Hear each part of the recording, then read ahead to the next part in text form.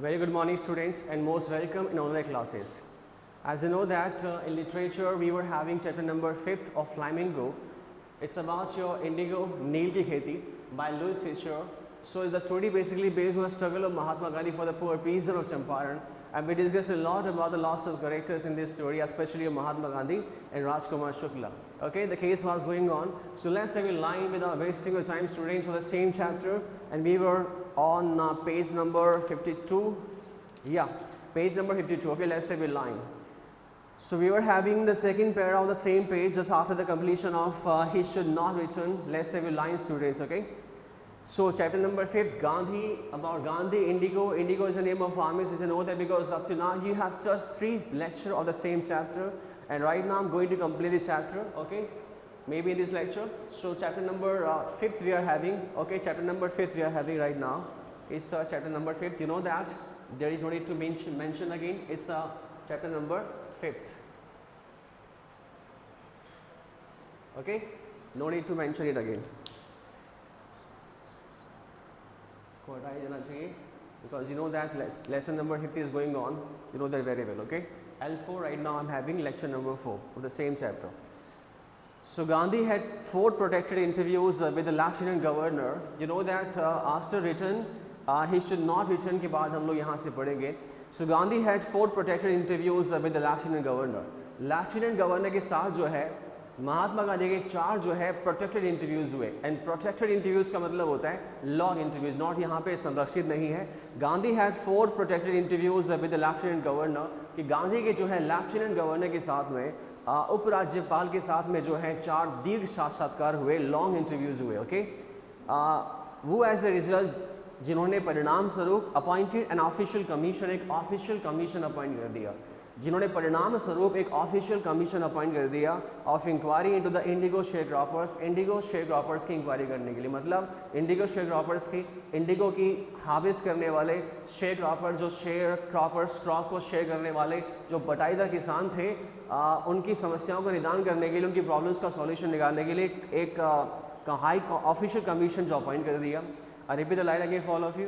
Gandhi had 4 protracted interviews with the Lieutenant Governor. कि गांधी के जो लेफ्टिनेंट गवर्नर के साथ में जो 4 दीर्घकालीन साक्षात्कार लॉन्ग इंटरव्यूज हुए, प्रोट्रैक्टेड. ओके, वो as a result appointed an official commission, जिन्होंने official commission as a result परिणाम स्वरूप एक ऑफिशियल कमीशन जो है अपॉइंट कर दिया, बैठा दिया, अपॉइंट कर दिया of inquiry into the indigo share cropper situations. Indigo share croppers की सिचुएशंस की इंक्वायरी करने के लिए, नील की खेती करने वाले, जो शेयर को क्रॉप्स को शेयर करने वाले बटाईदार किसान थे, इसका हिंदी बटाईदार किसान थे, उनकी सिचुएशंस का सॉल्यूशन निकालने के लिए, उनकी प्रॉब्लम्स का सॉल्यूशन निकालने के लिए एक कमीशन, एक हाई कमीशन जो है अपॉइंट कर दिया, ऑफिशियल कमीशन अपॉइंट कर दिया, कि इन्होंने लेफ्टिनेंट गवर्नर ने गांधी जी से इंटरव्यू करने के बाद, साक्षात्कार करने के बाद, फेस टू फेस डिस्कशन करने के बाद.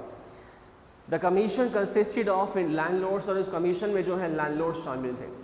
उस कमीशन में क्या कौन लोग शामिल थे? लैंडलॉर्ड्स शामिल थे. लैंडलॉर्ड्स का मतलब होता है ज़मींदार, ओके, प्लांटर्स ज़मींदार. और उस कमीशन में, उस ऑफिशियल कमीशन में लैंडलॉर्ड्स शामिल थे, गवर्नमेंट ऑफिशियल, सरकारी अधिकारी शामिल थे, and Gandhi as the sole representative of the peasant. और गांधी जो है as the sole representative of the peasant का मतलब है किसानों के सोल, एकमात्र, रिप्रेजेंटेटिव का मतलब प्रतिनिधि के रूप में, और महात्मा गांधी जो है किसानों के एकमात्र प्रतिनिधि के रूप में शामिल थे. मतलब उस हाई कमीशन में केवल ब्रिटिशर्स ही शामिल नहीं थे, उस हाई कमीशन में लैंडलॉर्ड शामिल थे, जमींदार, प्लांटर्स, गवर्नमेंट ऑफिशियल, सरकारी अधिकारी, and Gandhi as a sole representative of the peasant. और गांधी जो है एकमात्र किसानों के रिप्रेजेंटेटिव के रूप में, प्रतिनिधित्व के रूप में, प्रतिनिधि के रूप में. Gandhi remain in Champaran for an initial uninterrupted period of 7 months.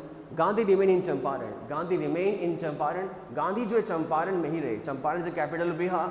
Gandhi जो है चंपारण में ही रहे थे for an initial uninterrupted period of 7 months. 7 महीनों के बिना किसी परेशानी के, बिना किसी हस्तक्षेप के, बिना किसी इंटरप्शन के 7 महीने गांधी जी शुरुआत में, आरंभ में चंपारण में ही रहे थे.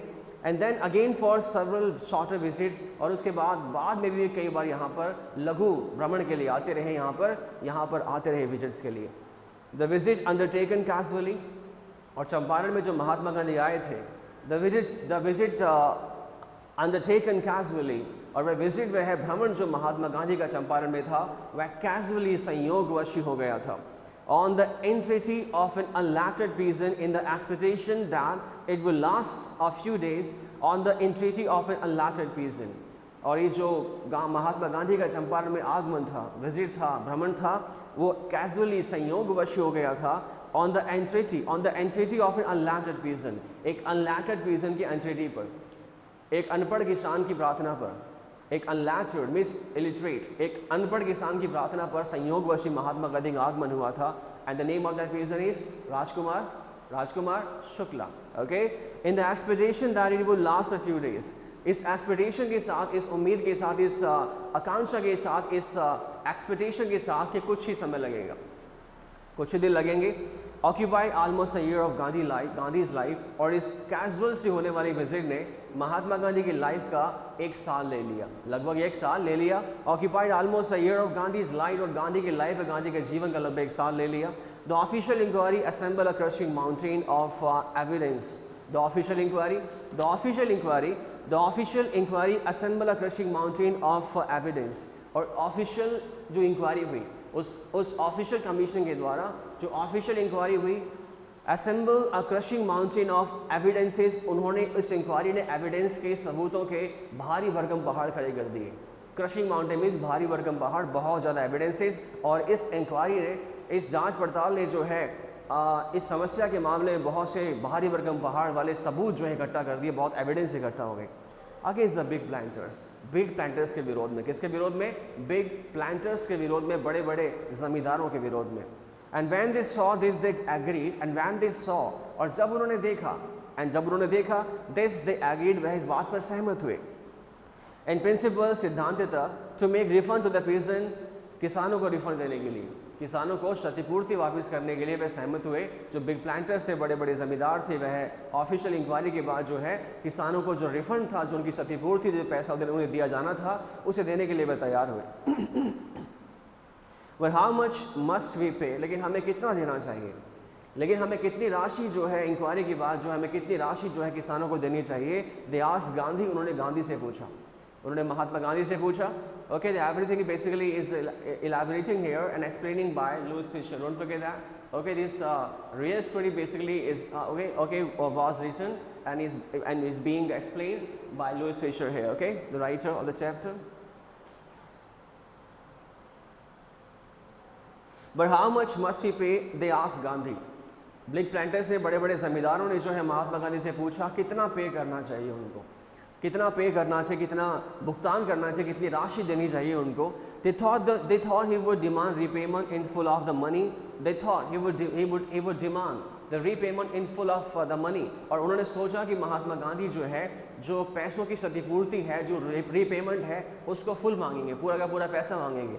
They thought he would demand, उन्होंने सोचा महात्मा गांधी मांग करेंगे repayment in full of the money, पूरे पैसे की रीपेमेंट का। रीपेमेंट का मतलब फिर से भुगतान देना, सारा का सारा पैसे वापस देना, रीपेमेंट को री करना, वापस देना। तो पूरा पैसा महात्मा गांधी मांगेंगे, फिर से पुनः मांगेंगे। ऐसा लगा उन्होंने कि पूरा पैसा पुनः देना पड़ेगा जो लिया था हमने उनसे, किसानों से।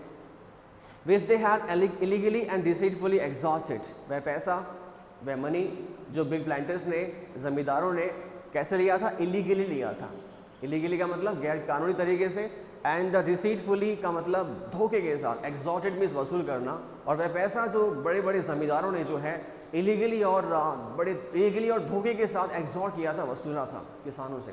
वह पैसा जो बड़े बड़े जमींदारों ने जो है, बिग प्लांटर्स ने किसानों से जो डिसीटफुली, धोखे के साथ और इलीगली एग्जॉर्ट किया था, गैर कानूनी तरीके से वसूला था। फ्रॉम द शेयर क्रॉपर्स, किससे? बटाईदार किसानों से। बटाई का मतलब बांटने वाले, क्रॉप्स को शेयर करने वाले, उन बटाईदार किसानों से जो है पैसा वसूला था, एग्जॉर्ट किया था इलीगली और डिसीटफुली। ही आस्क्ड ओनली 50%, और महात्मा गांधी ने केवल आधी रकम की मांग करी, आधी रकम के लिए कहा। ही आस्क्ड ओनली 50%, और महात्मा गांधी ने केवल 50% के लिए कहा कि आधा जो रिफंड है वो वापस कर दीजिए, आधा मत दीजिए, कोई प्रॉब्लम वाली बात नहीं है। ही आस्क्ड ओनली 50% की बात की। देयर ही सीम एडमेंट, और 50% वाली बात पे महात्मा गांधी एडमेंट दिखाई दी। एडमेंट का मतलब हटी, अपनी बात पर डिगे रहना, और 50% वाली बात पे महात्मा गांधी जो है हटी दिखाई दी, एडमेंट दिखाई दी। राइट्स रावलिन जे जेड हॉज, राइट्स रावलिंग जे जेड हॉच, और महात्मा गांधी ने इसी बात पर जो है रावलिंग जे जेड हॉच को लिखा। वो कौन थे? ब्रिटिश मिशनरी थे। और ब्रिटिश मिशनरी का मतलब होता है ईसाई धर्म का प्रचार प्रसार करने वाले। ईसाई धर्म के प्रचार प्रसार करने वाले ब्रिटिश मिशनरी को महात्मा गांधी ने लिखा। क्या लिखा? इन चंपारण में, और लिखने के बाद वो observe the entire episode eight close range, जिन्होंने इंटायर एपिसोड को पूरी की पूरी घटना क्लोज रेंज से बड़ी नज़दीक से ऑब्जर्व किया था। जिन्होंने इंटायर एपिसोड को पूरी की पूरी घटना को, जो घटनाक्रम यहाँ पर हो रहा था अभी चंपारण के अंदर उस समय, उसको क्लोज रेंज से बड़ी नज़दीकी से ऑब्जर्व किया था। Thinking probably that he would not give way, और सोच रहे थे कि महात्मा गांधी रास्ता नहीं देंगे, 50% वाली बात पर अड़े रहेंगे। The representative of the planters, और जो प्लांटर्स के रिप्रेजेंटेटिव थे, और जो प्लांटर्स के जमींदारों के जो रिप्रेजेंटेटिव्स थे, जो प्रतिनिधि थे, offer to refund to extent of 25%, उन्होंने एक्सटेंट ऑफ 25% मतलब 25% का जो एक्सटेंट था, बची हुई राशि थी, उसे देने का ऑफर किया महात्मा गांधी को कि 50% तो नहीं हो पाएगा, 25% हम लोग रिफंड कर देंगे, इतना हो जाएगा। एंड टू दिस अमेजमेंट, और बड़े आश्चर्य की बात है कि 50% पर महात्मा गांधी एडमेंट थे, काफ़ी हटी थे, और रावलिंग आर जेड हॉच को लिखा अभी ब्रिटिश मिशनरी को। लेकिन बड़ी अजीब सी बात है, बड़े आश्चर्य की बात है, बड़े अमेजमेंट की बात है, mister Gandhi took him at his word, thus breaking the deadlock, and to his amazement, और उनके आश्चर्य के लिए mister Gandhi took him at his word, mister Gandhi ने अपनी बात को अपने शब्द पर रहे और बात मानी, thus breaking the deadlock, और इस प्रकार से रुकावट को तोड़ा गया। It means that Mahatma Gandhi 25% वाली रकम की बात पर मान गए, मतलब महात्मा गांधी राजी हो गए, तैयार हो गए कि 25% ही सही, चलो दीजिए आप।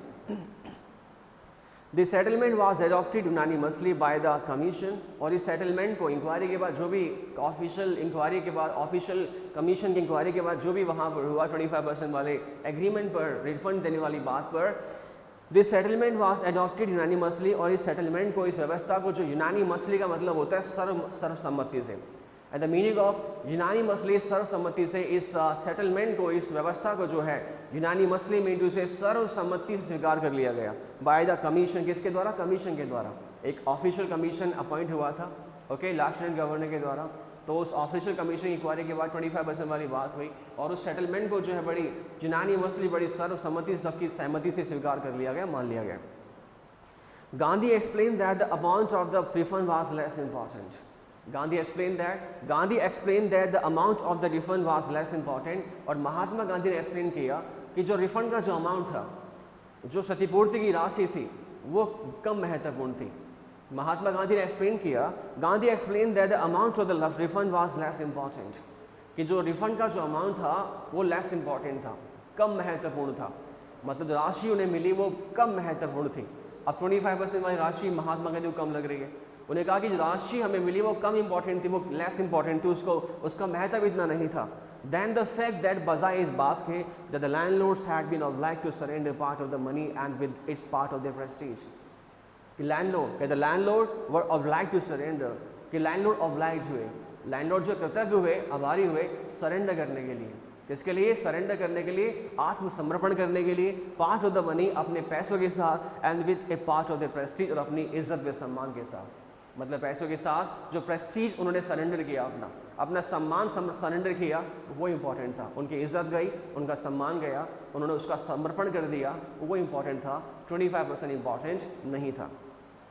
Therefore, as far as the peasants were concerned, और इसी वजह से as far as the peasants were concerned, जहाँ तक किसानों का मामला था, the peasants basically farmers, और जहाँ तक peasants का, farmers का मामला था, the planters had behaved as lords, planters ने लॉर्ड्स की तरह बिहेव किया था।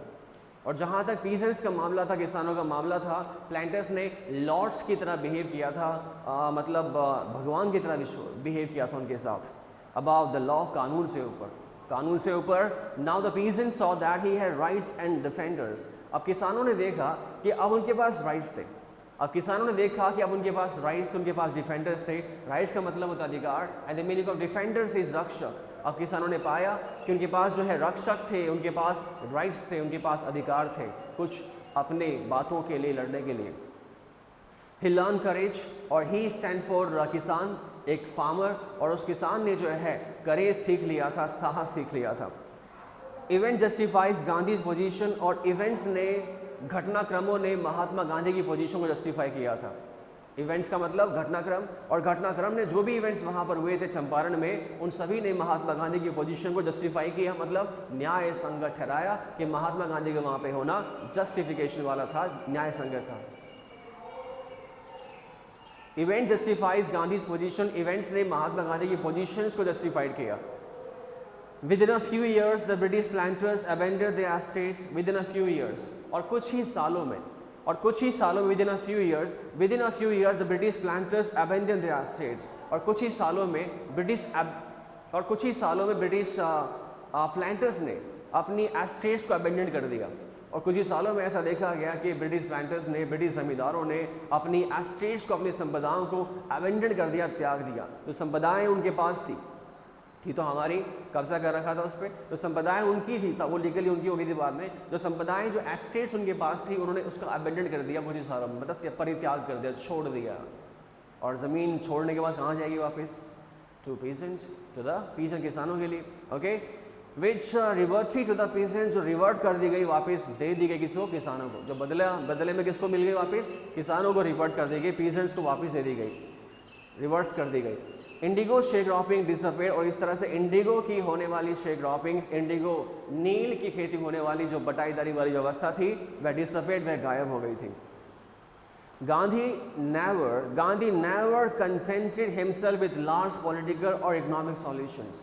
Gandhi never contented himself, Gandhi ने कभी भी अपने आप को कंटेंट नहीं किया था, संतुष्ट नहीं किया था विथ लार्ज पॉलिटिकल और इकोनॉमिक सॉल्यूशन, बड़े बड़े इकोनॉमिक और पॉलिटिकल सॉल्यूशन से।